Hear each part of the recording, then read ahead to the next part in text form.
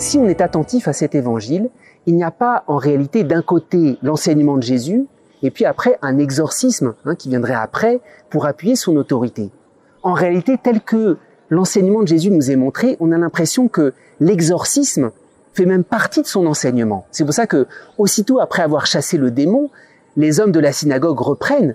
Voilà un enseignement donné avec autorité. Ils commandent même aux esprits mauvais et lui obéissent. Comme si l'exorcisme faisait partie de son autorité, de son enseignement même.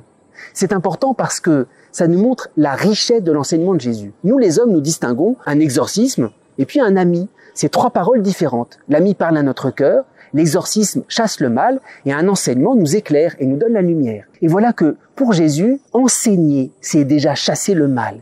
Parce que Jésus enseigne comme aucun homme n'a enseigné. Jésus n'enseigne pas comme un professeur en nous donnant une lumière et puis après on va l'appliquer dans notre vie.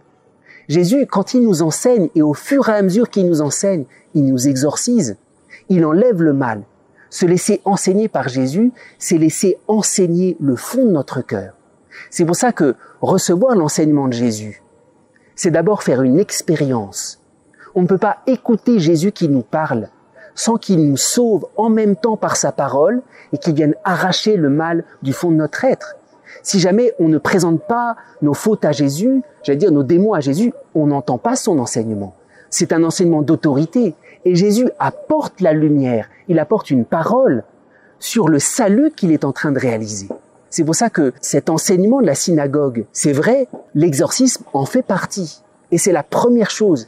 Jésus t'arrache au mal et il enseigne ce qu'il a déjà sauvé. Alors, si nous voulons entrer dans son enseignement, il faut dire, Seigneur, je veux expérimenter combien ta parole vient me chercher, combien tu m'appelles. Jésus est simultanément l'exorciste, l'enseignant et puis l'ami qui m'apaise par sa parole.